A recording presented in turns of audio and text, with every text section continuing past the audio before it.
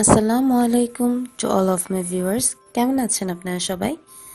আমি আজ আপনাদের সাথে খুবই সাধারণ কিন্তু খুবই গুরুত্বপূর্ণ একটি বেবি প্রবলেম নিয়ে আলোচনা করছি, যার নাম বেবি স্টোমাক পেইন বা ছোট বাচ্চাদের পেটে ব্যথা। এটা মূলত বেশিরভাগ সময় গ্যাসজনিত প্রবলেমে হয়ে থাকে, মানে বাচ্চাদের পেটে অতিরিক্ত গ্যাস জমে যাওয়ার কারণে এই প্রবলেমটা হয়।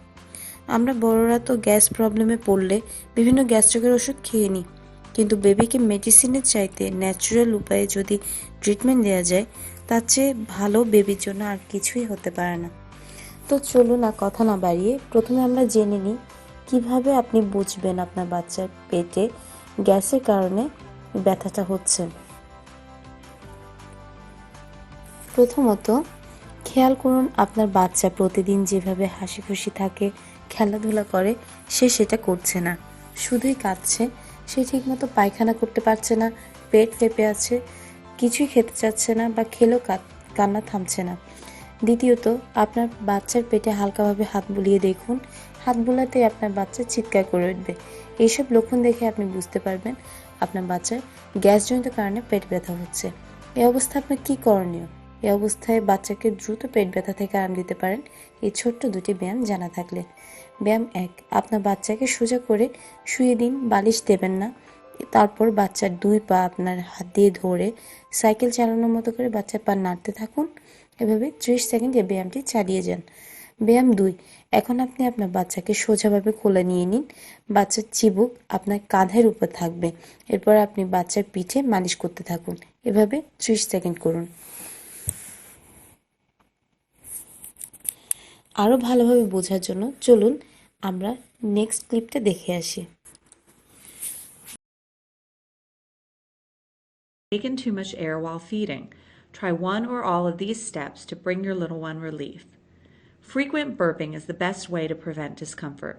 To burp your baby, stand or sit comfortably, slightly reclining, holding under her bottom with her chin resting on your shoulder. Position her so she's leaning more on her right side, which makes it easier for air bubbles to escape. Tap her across the shoulder blades with the palm and fingertips of your free hand. If your baby starts getting fussy, you can tell if gas is the culprit by thumping her stomach. A gassy belly will sound hollow. If this is the case, try laying her on her back and gently moving her legs as if she's pedaling a bicycle for a few minutes or until she seems more comfortable. Or simply tuck her knees into her stomach. Both motions help move the gas bubbles around, relieving the ব্যায়াম শেষে 5 থেকে 10 minute অপেক্ষা করে দেখুন আপনার বাচ্চা normal হয়ে আসছে কিনা বা তার পায়খানা প্রস্রাব হচ্ছে কিনা। যদি এই প্রসেসেও কাজ না হয়, তাহলে আর দেরি করবেন না, কারো কথা শোনার দরকার নেই। আপনার বাচ্চাকে নিয়ে দ্রুত কোনো ভালো ডাক্তারের কাছে চলে যান। এটা তো আমরা জানলাম কিভাবে বাচ্চা গ্যাস প্রবলেমের প্রতিকার করা যায়। চলুন এবার আমরা জেনে নিই এর প্রতিরোধ কিভাবে করব।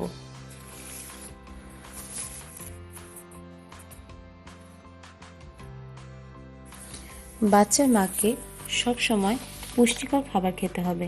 সব খাবারই সঠিক পরিমাণে খেতে হবে। কোনো খাবারে অতিরিক্ত পরিমাণে খাওয়া যাবে না। কলা, শিমের বিচি, ডিম, বাঁধাকপি এগুলো গ্যাসি ফুড, মানে এই খাবারগুলো পেটে গ্যাস সৃষ্টি করে, তাই এগুলো খাওয়ার সময় সঠিক পরিমাণে খেতে হবে।